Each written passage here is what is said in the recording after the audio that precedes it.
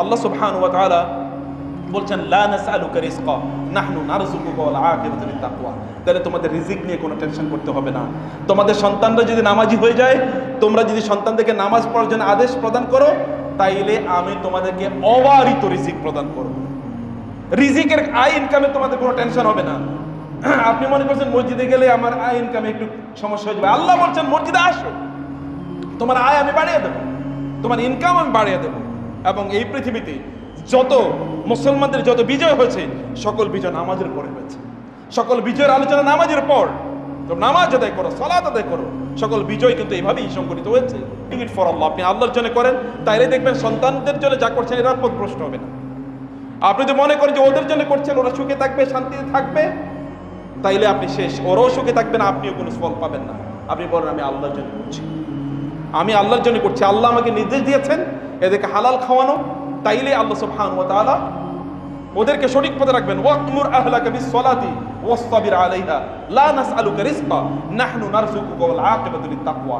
সন্তানদেরকে নামাজের জন্য নির্দেশ প্রদান করুন। ওই জন্য আয় ইনকাম করেছেন, ওরা খাক, ওরা চলুক সুন্দর করে, কিন্তু ওরা যেন নামাজ ঠিকমতো আদায় করে, এটা আপনার দায়িত্ব। ওদের জন্য ইনকাম করা এবং ওদেরকে আল্লাহর সাথে সময় কাটানোর জন্য ওদেরকে নির্দেশ প্রদান করা। একদিকে আপনি ওদের জন্য আয় ইনকাম করছেন, রান্নাবান্না করছেন ওদের জন্য, আবার ওদেরকে আল্লাহর পথে আপনি পরিচালিত করছেন, বাধ্য করছেন। আল্লাহ তাআলা বলছেন তাইলে কি হবে? আল্লাহ সুবহানাহু ওয়া তাআলা বলছেন লা নাসআলুকা রিজকা নাহনু নারযুকুকা ওয়াল আকিবাতু লিত-তাকওয়া। তাহলে তোমাদের রিজিক নিয়ে কোনো টেনশন করতে হবে না। তোমাদের সন্তানরা যদি নামাজি হয়ে যায়, তোমরা যদি সন্তানদেরকে নামাজ পড়ার জন্য আদেশ প্রদান করো, তাইলে আমি তোমাদেরকে অবারিত রিজিক প্রদান করব। রিজিকের আয় ইনকামে তোমাদের কোনো টেনশন হবে না। আপনি মনে করছেন মসজিদে গেলে আমার আয় ইনকামে একটু সমস্যা হয়ে যাবে, আল্লাহ বলছেন মসজিদে আসো, তোমার আয় আমি বাড়িয়ে দেবো, তোমার ইনকাম আমি বাড়িয়ে দেবো। এবং এই পৃথিবীতে যত মুসলমানদের যত বিজয় হয়েছে, সকল বিজয় নামাজের পরে হয়েছে। সকল বিজয়ের আলোচনা নামাজের পর। তো নামাজ আদায় করো, সালাত আদায় করো, সকল বিজয় কিন্তু এইভাবেই সংগঠিত হয়েছে। সম্মানিত ভাইরা, সম্মানিত বোনেরা, আল্লাহ সুবহানাহু ওয়া তাআলা এর সালাত আদায় করা, সালাতকে প্রাধান্য দেয়, রমাদানে সালাতকে প্রাধান্য দিয়েছেন। রমাদান শেষে তাহলে নামাজ পড়বে না ঠিক মতো? ইন্না সালাতা কানাত আলাল মুমিনিনা কিতাবাম মাওকুতা, নির্ধারিত সময়ে নামাজ আদায় করা। দৌড়ে আল্লাহকে দেখান, আল্লাহ তুমি ডেকেছো, আমি দেরি করছি না, আল্লাহ সুবহানাহু ওয়া তাআলা দেখো। এবং তাইলে যেমনি ভাবে আল্লাহ সুবহানাহু ওয়া তাআলা মুসা আলাইহিস সালামকে মর্যাদা প্রদান করেছেন, কিতাব প্রদান করেছেন, বিজয় প্রদান করেছেন, আল্লাহ সুবহানাহু ওয়া তাআলা আপনাকে এরকম প্রদান করবেন। আল্লাহ সুবহানাহু ওয়া তাআলা দূরে গেছেন। আল্লাহ সুবহানাহু ওয়া তাআলা এর জন্য সিজদা লুটিয়ে পড়ুন। রাসূলুল্লাহ সাল্লাল্লাহু আলাইহি ওয়াসাল্লামকে আল্লাহ সুবহানাহু ওয়া তাআলা বলেছেন ফাসবির নাফসাকা ওয়া লাকাদ না'লামু আন্নাকা ইয়াযীকু সাদরুকা বিমা ইয়াকুলুন ফাসাব্বিহ বিহামদি রাব্বিকা ওয়া কুম মিনাস সাজিদিন ওয়া'বুদ রাব্বাকা হাত্তা ইয়াতিয়াকাল ইয়াকিন। আমি জানি ওরা আপনাকে যে কথা বলে, এই কথার কারণে আপনার মন খারাপ হয়ে থাকে। কাফের মুশরিকরা আপনাকে গালিগালাজ করছে, আপনাকে বলছে কবি, আপনাকে বলছে পাগল, ইত্যকার। আমি জানি এই কারণে আপনার মন খারাপ হয়ে থাকে। আপনি আপনার রবের তাসবিহ পড়ুন, সিজদায় লুটিয়ে পড়ুন, এর মাধ্যমে আল্লাহ তাআলা আপনার মনকে ভালো করে দেবেন।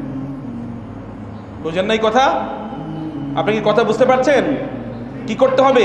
মন খারাপ হলে সিজদায় লুটিয়ে পড়তে হবে, নামাজে দাঁড়িয়ে তো। মন খারাপ, নামাজে দাঁড়ান। সিনেমা দেখার, গান শোনার, গল্প করার ইত্যাদি প্রয়োজন নাই, নামাজ দাঁড়ান। আল্লাহ বলছেন আমি তোমার মন ভালো করে দেবো। আলা বিযিকরিল্লাহি তাতমাইন্নুল কুলুব। প্রিয় ভাইরা, রাসূল সাল্লাল্লাহু তাই করতেন। ইযা হাযাবাহু আমরুন ফাযা ইলা সালাত। বিপদের সময় তিনি নামাজ দাঁড়িয়ে যেতেন। আল্লাহ সুবহানাহু ওয়া তাআলাই বিপদ দূর করতে পারেন। বিজয় কেবল আল্লাহ সুবহানাহু ওয়া তাআলা প্রদান করতে পারেন। সংকট কেবল আল্লাহ তাআলাই দূর করে দিতে পারেন। আল্লাহ সুবহানাহু ওয়া তাআলার কাছে চাওয়া, আল্লাহর কাছে প্রত্যাশা করা, আল্লাহর কাছে প্রার্থনা করা এবং আল্লাহ জিকির করা, আল্লাহ জিকির এর মধ্যে সময় কাটানো। আপনি আল্লাহর ইবাদত করবেন যখন, তখন আপনি সওয়াবের দিকে তাকান, কষ্টের দিকে তাকাবেন না।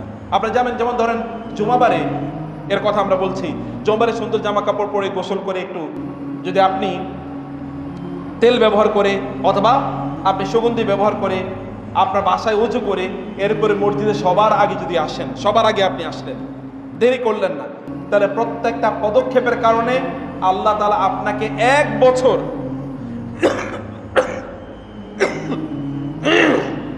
যদি আপনি রোজা রাখেন অথবা 1 বছর যদি আপনি নামাজ আদায় করেন, তাহাজ্জুদের নামাজ আদায় করেন, যেই সওয়াব আপনি অর্জন করবেন প্রত্যেকটা পদক্ষেপের কারণে আল্লাহ তাআলা আপনাকে এতটুকু সওয়াব প্রদান করবেন। কেমন হতে পারে? এবং আপনি যদি সবার আগে আসেন তাহলে আপনি যেন আল্লাহ তাআলার রাস্তায় একটা উট জবাই করে তারপরে এটাকে বিলিয়ে দিলেন।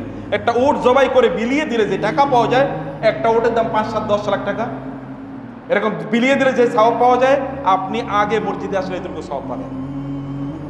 আপনি মনে করলেন আরেকটু সিনেমাটা দেখি, আর একটু বাসায় কাজ করি, একটু খেতে কাজ করি, একটু দোকানে কাজ করি, আপনি সওয়াবের দিকে তাকাইলেন না। কেমন হলো বলেন? আপনি সওয়াবের দিকে একটু তাকান। রাসূল সাল্লাল্লাহু আলাইহি ওয়াসাল্লাম বলেছেন কেউ যদি রোজা, কেউ যদি ওযু করে, খেয়াল করবেন, কেউ যদি ওযু করে তাহলে ওযুর অঙ্গ প্রত্যঙ্গগুলো থেকে পানি পড়ার সাথে সাথে তার গুনাহগুলো কি ঝরে যায়। ওযু করলে কি হয়? আপনার শরীরে যেমন মুখ ধুইছেন, মুখের মধ্যে অনেক গুনাহ হয়েছে না, এই গুনাহগুলো সব ঝরে যায় মুখের পানির সাথে সাথে। আপনি ওই দিকে তাকান না, ওযু করলে কষ্টের দিকে তাকান, সওয়াবের দিকে তাকান। আল্লাহ তাআলা কি সওয়াব আপনাকে প্রদান করবেন একবার দেখেন না। কোন এক সময় চিৎকার করবেন, আমাকে আবার এই দুনিয়ায় আবার আমাকে পাঠাও আল্লাহ, লাআল্লি আমালু সালিহান ফীমা তারাকতু, কাল্লা, আমাকে দুনিয়া আবার পাঠান, আমি এবার আমল ভালো কাজ করে আসি। আল্লাহ বলেন কাল্লা, না না, ইন্নাহা কালিমাতুন হুয়া কাইলুহা, এরকমই কথা বলে, এরকমই কথা বলে, ওর কোনো স্থিরতা নাই। ও আজকে এটা বলে কালকে ওটা বলে, ও আজকে বলে ভালো হয়ে যাবে, কালকে থেকে আবার আগের মতো হয়ে গেছে। ও রমজান রোজা রাখছে, রমজানের পরে ওর মধ্যে ঈমান নাই, ইসলাম নাই, ওর মধ্যে ওরকম তাকওয়া নাই, একই অবস্থা, ওর কোনো পরিবর্তন নাই। আল্লাহ তাআলা বলেন ইন্নাহা কালিমাতুন হুয়া কাইলুহা ওয়া মিন ওয়ারাইহিম বারযাখুন ইলা ইয়াউমি ইউবআসুন। আল্লাহ তাআলা বললেন আওয়ালাম নুআম্মিরকুম মা ইয়াতাযাক্কারু ফীহি মান তাযাক্কার ওয়া জাআকুমুন নাযীর ফাযুকু ফামা লিয-যালিমিনা মিন নাসীর। আল্লাহ তাআলা বলেছেন তোমরা এখন চিৎকার করছো কেন? ওহুম ইয়াস্তারিখুনা ফিহা রব্বানা আখরিজনা না'মাল সালিহান গায়রাল্লাযী কুননা না'মাল। সেখানে জাহান্নামীরা চিৎকার করবে এবং বলবে আল্লাহ আমাদেরকে এখান থেকে বের করুন, আমরা এখন আবার দুনিয়া পাঠান, ভালো কাজ করব। আল্লাহ তাআলা বলবেন না, আমি কি তোমাদেরকে এমন সময় দেই নাই, এতটুকু হায়াত দেই নাই যতটুকু হায়াত পেয়ে অন্যরা জান্নাতে গিয়েছে? আল্লাহ তাআলা বলবেন কিয়ামতের দিন, জান্নাতীরা বলবে যে আল্লাহ আমাদের তো ইন্নী কানা লি কারিন, আমার কিছু বন্ধু বান্ধব ছিল, ওদেরকে দেখছি না। আল্লাহ বলেন হাল আনতুম মুত্তালিউন, একটু তাকাইবা, দেখবা ওরা কই আছে? বলে হ্যাঁ তাকাতে চাই। ফাত্তালা ফারাআহু ফি সাওয়াইল জাহিম। আল্লাহ বলছেন তখন ওই জান্নাতি ব্যক্তি একটু জাহান্নামে উকি দিয়ে দেখবে, উকি দিয়ে দেখবে জাহান্নামের মধ্যখানে ওই ব্যক্তি আছে, তার বন্ধু, তার আত্মীয়, তার মা, তার বাবা, তার ভাই, তার বোন, তার স্ত্রী, তার স্বামী জাহান্নামে। ইন্নী কানা লি কারিন, আমার তো একজন সঙ্গী ছিল, ওকে দেখছি না, ও কই? আল্লাহ জান্নাতি বলবে এবং দেখা যাবে তাকে জাহান্নামে। তখন তিনি বলবেন ওই ব্যক্তি জাহান্নামে, তাল্লাহি ইন কিত্তা লা তুরদিন, আল্লাহর কসম তুমি তো আমাকে জাহান্নামে প্রায় ফেলে দিছিলা, যদি আল্লাহ আমার প্রতি অনুগ্রহ না করতেন তাহলে তোমার সাথে আমি জাহান্নামে আজকে থাকতাম, আমি তোমার সাথে জাহান্নামে থাকতাম। প্রিয় ভাইরা, আল্লাহ সুবহানাহু ওয়া তাআলাকে স্মরণ করার ব্যাপারে একটা ব্যারিয়ার হলো আমাদের পরিবারের যারা পরিবার পরিজন আছে, আত্মীয়স্বজন, বন্ধু বান্ধব, তারা আমাদেরকে হয়তো বা সেই সময়গুলো আমরা আল্লাহর কাছে কাটাবো, আল্লাহর সাথে কাটাবো এটা দেয় না। তারা আমাদেরকে হয়তো বা ডিস্টার্ব করে, তারা আমাদেরকে অনুপ্রাণিত, উদ্বুদ্ধ করে না, অথবা আমরা অন্যদিকে উদ্বুদ্ধ করি না। আপনি উদ্বুদ্ধ করছেন না, পরিস্থিতি কি হতে পারে দেখেন, আল্লাহ চিত্রায়ন করছেন কোরআনে, এরকম একটা অবস্থা তৈরি হতে পারে। সম্মানিত ভাইরা, সম্মানিত বোনেরা, এই কারণে আল্লাহ সুবহানাহু ওয়া তাআলা এর প্রতি আপনাদের সময়টা প্রদান করা। আল্লাহকে নিয়ে আপনার এইদিকে তাকান, এই যে মুরব্বী, এইদিকে তাকাতে হবে, অন্যদিকে পেছনের দিকে তাকানো, জুমার দিন পেছনের দিকে অন্যদিকে তাকানো এটা হারাম, নিষিদ্ধ। এটা আপনারা বুঝতে হবে, যদি আপনারা এগুলো না বুঝেন তাহলে কেমনে হবে? জুমার দিন কে কি করছে না করছে এটা তো আপনাদের ইস্যু না। আপনাদের ইস্যু হলো জুমার যখন খুতবা হয় তখন অন্য কাউকে বলা চুপ করো, এতটুকু বললে আপনার জুমার আর পড়ার দরকার নেই, আপনি চলে যান, আপনার জুমার নামাজ পড়ার দরকার নাই। জুমার নামাজে এসে আপনি ঘুমাবেন তাহলে আপনার জুমার নামাজ পড়ার দরকার নেই। তো খুতবা শোনা ফরজ, যদি কেউ খুতবা না শুনে মনোযোগ দিয়ে তাহলে তার জুমার নামাজই পড়ার দরকার কি? নামাজ কি প্রয়োজন তার নামাজ পড়ার? মনোযোগী হওয়া লাগে খুতবার ক্ষেত্রে, এটা আদব, এটা শিষ্টাচার, এটা হলো দিন। আল্লাহ রাসূল সাল্লাল্লাহু আলাইহি ওয়াসাল্লামের সাহাবায়ে কেরামের অবস্থা কি ছিল, সাহাবায়ে কেরাম পরিস্থিতি কি ছিল? সাহাবায়ে কেরাম থেকে আল্লাহ তাআলা কি বলেছেন? তারা বলেছেন সামি'না ওয়া আতা'না, শুনেছি, মনোযোগ দিয়ে শুনেছি। মনোযোগ দিয়ে শোনা প্রচন্ড গুরুত্বপূর্ণ, নাহলে নিজের মধ্যে পরিবর্তন হয় না। সম্মানিত ভাইরা, সেখানে বলছে আল্লাহ সুবহানাহু ওয়া তাআলাকে সময় দেয়া, এটা বুঝে শুনে কনসাসলি উপলব্ধি করে আল্লাহকে সময় দিতে হয়। আল্লাহ সুবহানাহু ওয়া তাআলা জিকির করা, আল্লাহ সুবহানাহু ওয়া তাআলাকে স্মরণ করা, এটা খুবই গুরুত্বপূর্ণ। রাসূল সাল্লাল্লাহু আলাইহি ওয়াসাল্লাম বলেছেন, আল্লাহ তাআলা বলেন আনা ইনদা যন্নি আবদি ওয়া আনা মাআহু ইযা যাকারানি ফাইযা যাকারানি ফি নাফসি যাকারতুহু ফি নাফসি ওয়া ইযা যাকারানি ফি মালাইন যাকারতুহু ফি মালাইন আলামিন। আল্লাহ তাআলা বলেন আমার বান্দা আমাকে যেমন মনে করে আমি তেমন, আমার বান্দা যদি আমাকে মনে করে আমি ওর বিপদ দূর করে দেব, আমি ওর বিপদ অবশ্যই দূর করে দেব। আমার বান্দা যদি আমাকে মনে করে আমি ওকে কষ্ট দেব না, আমি অবশ্যই ওকে কষ্ট দেব না। আমার বান্দা যদি মনে করে আমি ওকে বিজয় দেব, আমি ওকে বিজয় দেবই। আমার বান্দা যদি মনে করে আমি ওকে রিজিক দেবো, আমি ওকে রিজিক দেবই। ও আমাকে যা মনে করে আমি তেমনই। রাসূলুল্লাহ এই জন্য বলেছেন, তোমরা লা তামুতুন্না ওয়া আনতুম মানে তুহসিনুনা যান্না বিল্লাহ, তোমরা আল্লাহর প্রতি উত্তম ধারণা পোষণ না করে মারা যেও না। আল্লাহর প্রতি উত্তম ধারণা নিয়ে তারপরে আল্লাহর কাছে আসো। আল্লাহর ব্যাপারে তুমি খারাপ ধারণা নিয়ে আসলা, তাহলে আল্লাহর কাছে আইসো না, তোমার জন্য ভয়াবহ বিপদ আছে। এবং রাসূলুল্লাহ বলেন, যখন ব্যক্তি আল্লাহকে স্মরণ করে তখন আল্লাহ বলেন, ও আমাকে স্মরণ করে ফাজকুরনি আযকুরকুম, তুমি আমাকে স্মরণ করেছো অথবা আমি তোমাকে স্মরণ করছি। মনে রাখবেন, যদি আপনি আল্লাহর জিকির করতে চান, যদি আপনার আল্লাহ জিকিরের কথা মনে পড়ে, তাহলে আল্লাহ চান আপনার কথা মনে করতে। যদি আপনি নামাজে দাঁড়িয়ে যান, তাহলে মনে করবেন আল্লাহ চান যে আপনি আল্লাহর সাথে কথা বলুন।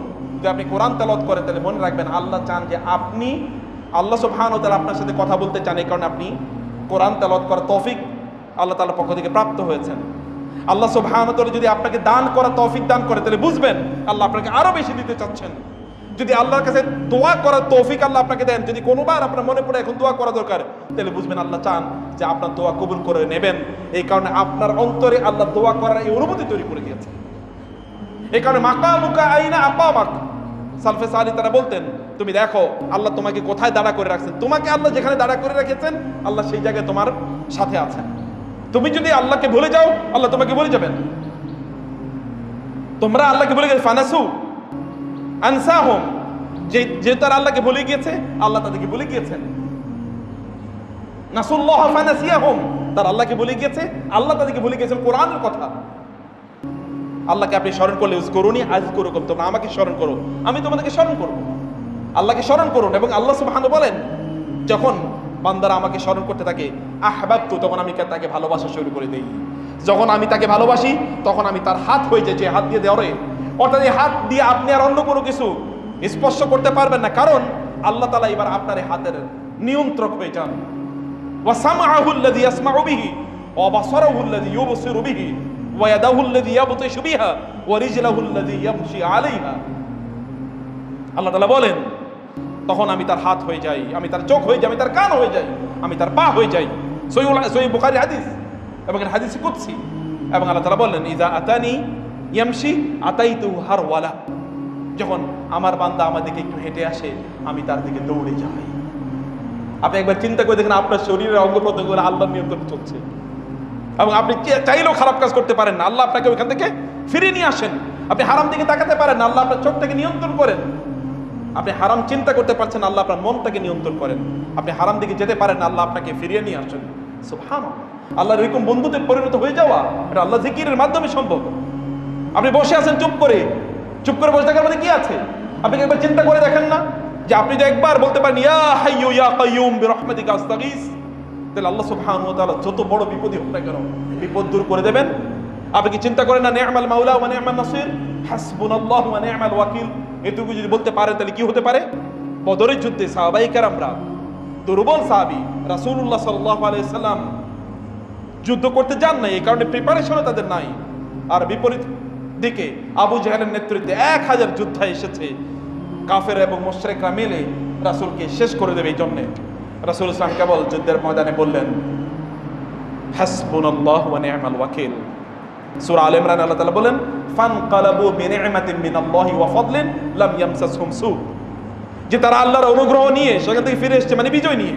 লাম ইয়ামসাসহুম সু, কোনো বিপদ তাদেরকে স্পর্শ করে নাই, কেবল হাসবুনাল্লাহু ওয়া নি'মাল ওয়াকিল। যখন ইব্রাহিম আলাইহিস সালামকে আগুনে নিক্ষেপ করা হয়, এত বিশাল অগ্নিকুণ্ড যেগুলো করে মাসের পর মাস জুড়ে এটাকে উত্তপ্ত করা হয়েছিল। এমনকি ওই অগ্নিকুণ্ডের উপর দিয়ে যদি পাখি যেত, ওই পাখিগুলো নাকি এরকম হচ্ছে যেগুলো একেবারে মরে পড়ে যেত, মানে ভুনা অবস্থায় মরে পড়ে যেত, এত ভয়াবহ তাপ ওয়ালা আগুন ছিল। তিনি সেখানে নিক্ষেপ করার আগে তিনি পড়ছিলেন হাসবুনাল্লাহু ওয়া নি'মাল ওয়াকিল, এতটুকু পড়েছেন। আল্লাহ তাআলা বললেন, কুলনা ইয়া নারু কুনি বারদান ওয়া সালামান আলা ইব্রাহিম, আমি বললাম হে আগুন, তুমি ইব্রাহিমের জন্য কি হয়ে যায়? বারদান, শান্তিময়, তুমি ঠান্ডা, এবং ওয়া সালামান, শান্তিময় হয়ে যাও।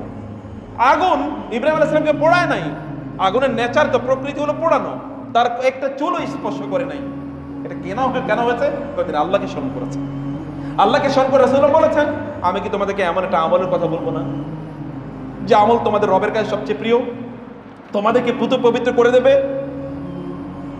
এবং সেটি তোমরা আল্লাহর রাস্তায় যুদ্ধ করে তোমরা নিজেরা মারা যাওয়া, শহীদ হওয়া, অথবা অন্যদেরকে হত্যা করা, এর চেয়ে অনেক অনেক উত্তম তোমরা বিজয় লাভ করা। অথবা তোমরা আল্লাহর রাস্তায় সোনা দানা, এরকম উহুদ পাহাড়ের মতো সোনা দানা আল্লাহর রাস্তায় ব্যয় করার চেয়ে উত্তম। আমি কি এরকম করে একটা ইবাদতের কথা তোমাদেরকে বলবো না? বলে হ্যাঁ বলুন। সাহাবাকে বললেন ইয়া রাসূল তাড়াতাড়ি বলেন। রাসূল বললেন যিকরুল্লাহ, আল্লাহ যিকির, সুবহানাল্লাহ, আলহামদুলিল্লাহ, আল্লাহু আকবার, লা ইলাহা ইল্লাল্লাহ। মুখে তালা দিয়ে রাখেন কেন? সুপার গ্লু দিয়ে কেন রাখেন? আজে বাজে কথা বলতে গিয়ে তো মুখে খৈক ফুটে, কিন্তু জিকির করতে কেন মনে চায় না? তার মানে কি অন্তর তালাবদ্ধ? তার মানে শয়তান অন্তরকে ইস্তাহওয়াযা আলাইহিমুশ শাইতানু ফাআনসাহুম যিকরাল্লাহ। শয়তান আমাদের অন্তরের উপর এরকম ছাগ ধরে বসে আছে, অতঃপর লোকেরা আল্লাহ জিকির করে না। আপনি কেন? আপনি রান্না করছেন, আপনি সুবহানাল্লাহ, আলহামদুলিল্লাহ, আল্লাহু আকবার বলতে সমস্যা কি? আপনি বসে আছেন টেলিভিশন, মানে আপনার রাস্তায় হাঁটছেন, আপনি কেন সুবহানাল্লাহ, আলহামদুলিল্লাহ বলতে পারেন না? আপনি জানেন না একবার সুবহানাল্লাহ বললে দাড়ি পাল্লা আল্লাহ তাআলা সওয়াব দিয়ে পূর্ণ করে দেন? আপনি জানেন না সুবহানাল্লাহি ওয়া আলহামদুলিল্লাহ পড়লে আল্লাহ তাআলা আসমান এবং জমিনের মধ্যখানে যত খালি জায়গা আছে সব সওয়াব দিয়ে পূর্ণ করে দেন? সওয়াব মানে কি আপনি বুঝেন না?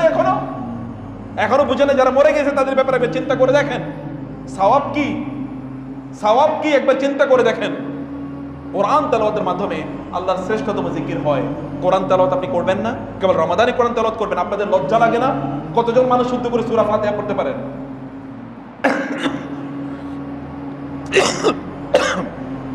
আপনি কি মনে করছেন কিয়ামতের দিন আল্লাহ জিজ্ঞেস করবেন না তুমি সূরা ফাতিহাটা ঠিকমতো পড়তে পারলা না মিয়া?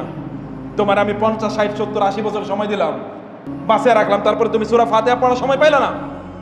কয়টা সূরা মুখস্থ করছেন বলেন? কেন সূরা মুখস্থ করতে পারলেন না? এখন এই পৃথিবীতে বহু লোক, আমি এখন এবারও বাইতুল্লাহতে দেখেছি, বৃদ্ধ মানুষ 70, 80 বছর বয়স, 90 বছর বয়স, পুরো কোরআন মুখস্থ পড়ে যাচ্ছে। সেই দিন শুনলাম 60 বছর একজন মহিলা কোরআনের 20 পারা অলরেডি মুখস্থ করা শুরু করেছে। 60 বছরে 20 পারা অলরেডি মুখস্থ হয়ে গেছে। 70 বছর এক বৃদ্ধ কোরআন হেফজ করা শুরু করেছে, এখন তার প্রায় শেষ। আপনারা পড়তে পারেন না? দুনিয়ার সব বুঝেন, দুনিয়ার সব রাজনীতি, সব সমাজনীতি, কার কোনটা মারতে হবে, কার কোনটা খাইতে হবে, ছেলে মেয়েদেরকে কোনটায় বিদেশ পাঠাইলো, কোথায় কি টাকা ইনকাম করবে, এগুলো সব বুঝেন, কেবল আল্লাহরই বুঝেন নাই। কেবল আল্লাহর কিতাব পড়ার জন্য সময় পান নাই। রাস্তায় বসে আড্ডাবাজি করা অথবা রাজনীতি নিয়ে বিশাল আলাপ জুড়ে দেয়া, অমকে কি ভুল করলো, তোমাকে থাকলে কি হইতো, তোমাকে গেলে কি হয়েছে, ইত্যাদি নিয়ে এত আলাপ আলোচনা। কই আল্লাহর কিতাব পড়ার সময় নাই? মসজিদে ইমাম সাহেবকে বলতে পারেন না, মসজিদ কমিটিকে বলতে পারেন না যে আমাদেরকে একটু কোরআন তেলাওয়াতের ব্যবস্থা করে দেন, শুদ্ধ করে কোরআন পড়ি? এখনো সূরা ফাতিহার অর্থ জানেন না? এখনো জানেন না আল্লাহু আকবার মানে কি? এখনো জানেন না সামি আল্লাহু লিমান হামিদা মানে কি? এখনো জানেন না রব্বানা ওয়ালাকাল হামদের মানে কি? এখনো জানেন না সুবহান রাব্বিয়াল আ'লা এর মানে কি? এখনো জানেন না আলহামদুলিল্লাহি রাব্বিল আলামিন মানে কি? লজ্জা করে না? এতটুকু লজ্জা পাওয়া দরকার। সময়গুলো কোথায় যাচ্ছে? কোরআনের কাছে আসতে হবে, কোরআনের কাছে আসতে হবে। আল্লাহ রাসূল সাল্লাল্লাহু আলাইহি ওয়াসাল্লামকে আল্লাহ কিতাব দিয়েছেন, হাযা কিতাবুন আনজালনাহু ইলাইকা মুবারাকুন, আমি তোমাদের প্রতি কিতাব, বরকতময় কিতাব নাজিল করেছি। কেবল রমজানে কোরআনকে চিনলেন, রমজানের বাইরে আর কোরআনকে চিনবেন না? কোরআন পড়তে হবে না রমজানের বাইরে? কোরআন তো আপনার রুটিন, কোরআন তো আপনার খাবার। মানুষের শরীরে কেবল খাবার আছে, মানুষের অন্তরে রুহের খাবার নাই? রুহের খাবার আছে, রুহের খাবার দিতে হবে। রুহকে একেবারে গলা টিপে হত্যা করবেন না।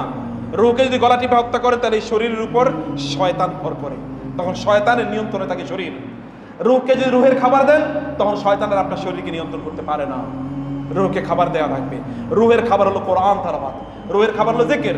ইন্না নাহনু নাযালনা যিকরা ওয়া ইন্না লাহু লাহাফিজুন। আল্লাহ তাআলা কোরআনকে জিকির বলেছেন, আল্লাহ স্মরণ। কোরআনকে আল্লাহ নূর বলেছেন, আল্লাহর আলো। আপনি অন্ধকারে জীবন যাপন কেন করেন? কোরআন তো আপনার সাথে আছে। কোরআনকে আল্লাহ সুবহানাহু বলেছেন রহমত, আপনি বলেন আমার কোনো রহমত পাচ্ছি না। কোরআনকে আল্লাহ বলেছেন বরকত, আপনি বলেন আমার জীবনে কোনো বরকত নেই। আল্লাহ বলেছেন কোরআন বরকত, আর কোরআনকে ছেড়ে দিয়ে আপনি বরকত কেমনে পান? হয় আপনি মিথ্যাবাদী অথবা আল্লাহ সত্য বলছেন না। কিন্তু আল্লাহ সুবহানাহু ওয়া তাআলা তো কখনো ওমান আসদাকু মিনাল্লাহি কিলা, আল্লাহ চেয়ে সত্যবাদী কে আছে? অথবা আল্লাহ সত্যবাদী। যুগ যুগ ধরে যারা কোরআনের সাথে সময় কাটিয়েছে তারা বরকত পেয়েছে। আল্লাহ বলেছেন হুদাউ ওয়া রাহমা, এটা হেদায়েত দিচ্ছে, আপনি কোন পথে চলবেন আপনার কোরআন বলে দিচ্ছে। আল্লাহ বলেছেন এটা হেদায়েত, ফি শিফাউল লিন্নাস, মানুষের যত রোগ আছে রোগের ঔষধ আল্লাহ তাআলা বলেছেন কোরআনে। আপনি রোগের ঔষধ কোরআনে খুঁজবেন না? আপনি কোরআনের কাছে আসবেন না রোগের ঔষধ নেওয়ার জন্য? আপনি কোরআনকে বলবেন না কোরআন আমার ঔষধ কি বলো? নুনাজ্জিলু মিনাল কুরআনি মা হুয়া শিফাউ ওয়া রাহমাতুল লিল মুমিনিন কুল বিফাদলিল্লাহি ওয়া বিরাহমাতিহি ফাবিযালিকা ফালইফরাহু। কোরআন পেয়ে আনন্দ প্রকাশ করতে হয়। আপনি আনন্দ, কারণ আপনি অনেক বড় চাকরি পাইছেন, এই কারণে আপনি খুবই আনন্দিত। ভালো ইউনিভার্সিটিতে ভর্তি হইতে পারছেন এই কারণে আনন্দিত, ছেলে মেয়েদেরকে ভালো বিয়ে দিয়েছেন এই কারণে খুবই আনন্দিত। আল্লাহ বলেছেন তোমরা কোরআন পাইছে এই কারণে আনন্দিত হও। বেফদলিল্লাহ, এটা আল্লাহর অনুগ্রহ। আল্লাহর অনুগ্রহ পেতে হলে কোরআনের কাছে আসতে হয়। আল্লাহ আপনাকে কোরআন দিয়েছেন এই কারণে আপনাকে আনন্দ প্রকাশ করা লাগে, কোরআনের কারণে আনন্দ প্রকাশ করা লাগে। কোরআনের সাথে সময় দিলে আপনার কোনো টেনশন নাই। কোরআনের কাছে সময় দিলে আল্লাহ সুবহানাহু ওয়া তাআলা আপনার জীবনটাকে বরকত দিয়ে, রহমত দিয়ে আল্লাহ সুবহানাহু ওয়া তাআলা আপনার জীবনটাকে ভর্তি করে দেবেন। প্রিয় ভাইরা, এ কারণে বলছে আল্লাহর সাথে সময় কাটান, আল্লাহকে সময় দেন। আল্লাহকে সময় দিলে আপনার কোনো পেরেশানি নাই। আল্লাহ সুবহানাহু ওয়া তাআলাকে সময় দিলে আমি বহু বৃদ্ধ লোককে দেখেছি, সেই দিন এক বৃদ্ধ লোকের গল্প শুনলাম, তিনি প্রতিদিন 1000 বার সূরা ফাতিহা পড়েন। আলহামদুলিল্লাহ, 1000 বার সূরা ইখলাস পড়েন। একবার চিন্তা করে দেখে তো আপনি কি করে বড় কোনো কাম নাই, বসে 1000 বার সূরা, 3 বার সূরা ইখলাস পড়লে তো কি একবার কোরআন খতমের সওয়াব পাওয়া যায়। 10 বার সূরা ইখলাস পড়লে আল্লাহ তাআলা জান্নাতে তার জন্য কি একটা প্রাসাদ নির্মাণ করে। আর 1000 বার পড়লে কেমন হতে পারে, কেমন হতে পারে? রাসূল সাল্লাল্লাহু উপর দুরূদ পড়া, যেমন জুমাবারে অনেক দুরূদ পড়া, সাল্লাল্লাহু আলাইহি ওয়াসাল্লাম ছোটটাই পড়েন, ছোট ফর্মটাই পড়েন। একবার দুরূদ পড়লে আল্লাহ তাআলা 10 বার রহমত নাযিল করেন। 10 বার পড়লে 100 বার, 100 বার করলে 1000 বার। কত রহমত আপনার লাগবে? রহমত দেওয়ার জন্য আল্লাহ উন্মুক্ত হয়ে আছেন, আল্লাহ উন্মুখ হয়ে আছেন, তার রিজকে উন্মুক্ত করে দিয়েছেন। আর আল্লাহ সুবহানাহু ওয়া তাআলার কাছে আপনি রহমত নেবেন না, রহমত নেয়ার কাজগুলো আপনি করবেন না রমাদানের পর। এ কারণে বলছি আল্লাহর সাথে জীবন কাটান এবং এই উপলব্ধি আপনি পাবেন তাহাজ্জুদের নামাজ আদায় করেন। ওয়াবিল আসহারি হুম ইস্তাগফিরুন। আপনার রব প্রথম আকাশে নেমে আসেন এবং তিনি বলতে থাকেন, তিনি যেভাবে নেমে আসার কথা তাইভাবে আসেন। আমরা জানি আর কিছু, এতটুকু যেহেতু তৈয়া দিচ্ছে সেই তিনি আসেন এবং বলেন তোমাদের রিজিকের প্রবলেম থাকলে বলো, তোমাদের সমস্যা থাকলে বলো, গুনাহ থাকলে বলো, আমি সব সমাধান করে দিচ্ছি। তাহলে আপনি আল্লাহকে বলবেন না ওয়াবিল আসহারি হুম ইস্তাগফিরুন, এবং ভোরের দিকে গিয়ে আপনি ইস্তেগফার, আস্তাগফিরুল্লাহ আস্তাগফিরুল্লাহ আস্তাগফিরুল্লাহ। রাসূল সাল্লাল্লাহু কোনো গুনাহ ছিল না, প্রতিদিন তিনি 100 বারের উপরে, এক বৈঠকে তিনি আস্তাগফিরুল্লাহ পড়তেন। তাহলে এত বহু বৈঠকে তিনি কতবার আস্তাগফিরুল্লাহ পড়তেন? আস্তাগফিরুল্লাহ পড়েন, আস্তাগফিরুল্লাহ আস্তাগফিরুল্লাহ আস্তাগফিরুল্লাহ বলতে থাকুন। আল্লাহ সুবহানাহু ওয়া তাআলা আপনার সন্তানগুলোকে আল্লাহ সুবহানাহু ওয়া তাআলা উত্তম করে দেবেন। আমি লাস্ট 1-2 মিনিটে যেটি বলছিলাম, তাহলে যে আমি সূরাতুল আম্বিয়া থেকে একবারে তেলাওয়াত করছিলাম। সূরাতুল আম্বিয়ার এই আয়াতগুলো আপনার বাসায় গিয়ে পড়বেন। 82তম আয়াত থেকে শুরু করেছি আমি, 90তম আয়াত পর্যন্ত তেলাওয়াত করেছি। এখানে আল্লাহ সুবহানাহু 3 জন নবীর কথা বলেছেন। একজন হচ্ছে আইয়ুব আলাইহিস সালাতু ওয়াস সালাম, এবং 2 নম্বর হচ্ছে ইউনূস আলাইহিস সালাম, 3 নম্বর হচ্ছে জাকারিয়া আলাইহিস সালাম। 3 নবীর 3 প্রবলেম। আইয়ুব আলাইহিস সালাম তার গোটা শরীর অসুস্থ, 18 বছর, তাফসীর বলে 18 বছর তার শরীরে এমন হয়েছে যে এখানে পোকা পর্যন্ত শরীরে তৈরি হয়ে গেছে। আল্লাহ তাআলার কাছে তিনি দোয়া করলেন, রব্বি আন্নী মাসানিয়াদ দুররু ওয়া আনতা আরহামুর রাহিমিন। হে আল্লাহ, বিপদ আমাকে স্পর্শ করছে, আপনি তো সবচেয়ে মেহেরবান। আল্লাহ তাআলা বললেন, সে যখন আমার কাছে বলেছে ফাস্তাজাবনা লাহু ফাকাশাফনা মা বিহি মিন দুররিন, আমি তার দোয়ার সাথে সাথে তার বিপদ দূর করে দিয়েছি, অসুস্থতা দূর করে দিয়েছি। এবং আমি তাকে অন্য আয়াতে আসছে, আমি তাকে বললাম যে তোমার সামনে পানি আছে, পানিতে তুমি কি করো, তোমার পা দিয়ে এখানে পানিকে আঘাত করো, অতঃপর তুমি পানি দিয়ে গোসল করো। গোসল করার সাথে সাথে তার গোটা শরীর কি হয়ে গেছে, সুস্থ হয়ে গেছে, রোগ সব দূর হয়ে গেছে গোসলের সাথে সাথে। এবং তিনি বললেন, আল্লাহ তাআলা বললেন, ওয়া আতাইনাহু আহলাহু ওয়া মিসলাহুম মাআহুম রাহমাতাম মিন্না। এর মাধ্যমে তার দীর্ঘদিন অসুস্থ, তার সন্তানরা সব মারা গেছে, তার স্ত্রী মানে কেবলমাত্র তার সাথে ছিল, সম্পদগুলো সব শেষ হয়ে গেছে। আল্লাহ তাআলা বললেন, আমি অতঃপর তার স্ত্রী কিন্তু এর মধ্যে বৃদ্ধা হয়ে গেছেন, তিনিও কিন্তু এতদিন অসুস্থতার কারণে তিনি কি প্রায় বৃদ্ধ হয়ে যাওয়ার মতো অবস্থা। আল্লাহ তাআলা বললেন, আমি যখন তাকে সুস্থ করে দিলাম, তারে আমি ইয়াং বানিয়ে দিলাম, যুবক। তার স্ত্রীর আমি যুবতী বানিয়ে দিলাম, তার সন্তানকে এবার তার এই স্ত্রীর মাধ্যমে এমন সন্তান আমি তাকে প্রদান করলাম, আগে যদি সন্তান ছিল 4 জন, এমন আমি তাকে 40 জন প্রদান করলাম এখন তাকে। এবং তার সম্পদ যা ছিল বহুগুণ আমি তাকে ফিরিয়ে দিলাম, কারণ সে আমার কাছে আত্মসমর্পণ করেছে। আল্লাহর কাছে আপনি, আপনার বিপদ আছে, আল্লাহর কাছে বলুন। এরপর ইউনূস আলাইহিস সালাম মাছের পেটে চলে গিয়েছেন, তিনি সেখানে কি আল্লাহকে দোয়া করলেন, লা ইলাহা ইল্লা আনতা সুবহানাকা ইন্নী কুনতু মিনাজ জালিমিন। হে আল্লাহ, আমি জুলুম করেছি, অপরাধ করেছি আমার নিজের উপর, আপনি আমাকে ক্ষমা করে দেন। আল্লাহ তাআলা বলেন, ফাস্তাজাবনা লাহু ওয়া নাজ্জাইনাহু মিনাল গাম্মি ওয়া কাযালিকা নুনজিল মুমিন। কোরআনে আমার সবচেয়ে প্রিয় আয়াত, ওয়া কাযালিকা নুনজিল মুমিনিন।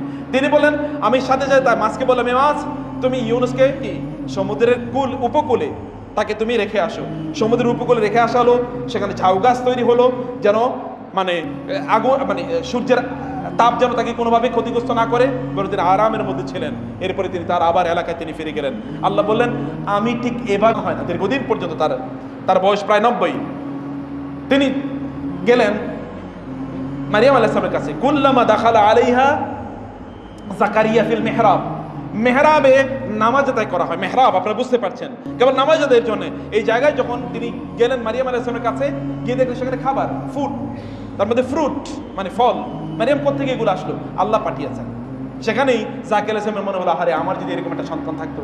তিনি এবার তার মেহরাবে, তার হুজরায়, অর্থাৎ যেখানে তিনি নামাজ আদায় করেন, তার এই পার্সোনাল নামাজ প্রেয়ারের রুমে তিনি গেলেন এবং সেখানে তিনি আল্লাহর কাছে নামাজের মধ্যে দাঁড়িয়ে তিনি আল্লাহকে বলেন, আল্লাহ আমারে তুমি এরকম একটা সন্তান দাও, যে সন্তান তোমার রেসালাতের, তোমার এই দ্বীনের কথা মানুষের কাছে আমার পরে পৌঁছে দেবে। আল্লাহ তাআলা বললেন, আমি তার দাওয়াতে, আমি তার দোয়ায় সাথে সাথে সাড়া দিলাম নামাজের মধ্যেই। এর মধ্যেই ফেরেশতারা তার কাছে নামাজের মধ্যে আসলো এবং তাকে নামাজের মধ্যে ডেকে বলল, ওয়া হুয়া কায়িমুন ইউসাল্লি ফিল মিহরাব আন্নাল্লাহ ইউবাশশিরুকা বিগুলামিন ইসমুহু ইয়াহইয়া, যে লাম নাজআল লাহু মিন ক্বাবলু সামিয়া, যে জাকারিয়া আপনার একটা ছেলে হবে বলে আল্লাহ তাআলা আপনার কাছে সংবাদ পাঠাইছেন, আমাদেরকে পাঠাইছেন আপনাকে বলার জন্য। আল্লাহ তাআলা তার নামও রেখে দিয়েছেন, তার নাম হবে ইয়াহইয়া। নামাজের মধ্যে, এখনো নামাজের মধ্যেই আছে, এই নামাজের মধ্যে আল্লাহ তাআলা সংবাদ পাঠিয়ে দিলেন যে আপনার সন্তান, আপনার সন্তান হয় না, আপনার বিপদ আপদ আছে, আপনার সম্পদ সব নষ্ট হয়ে গেছে, আপনার ইত্যকার তিনটা ঘটনায় দেখেন, এই অল্প একটা পৃষ্ঠার মধ্যে আল্লাহ সুবহানাহু ওয়া তাআলা গোটা পৃথিবীর মানুষের সকল সমস্যার সমাধান করে দিয়েছে। আল্লাহর সাথে সময় কাটান, আল্লাহকে সময় দেন, আল্লাহকে সাথে রাখুন, আল্লাহর সাথে থাকুন, আপনি কোনোদিন ব্যর্থ হবেন না ইনশাআল্লাহ। মহান আল্লাহ সুবহানাহু ওয়া তাআলা আমাদেরকে আল্লাহর সাথে জীবন কাটানোর তৌফিক দান করুন। আল্লাহুম্মা আমিন।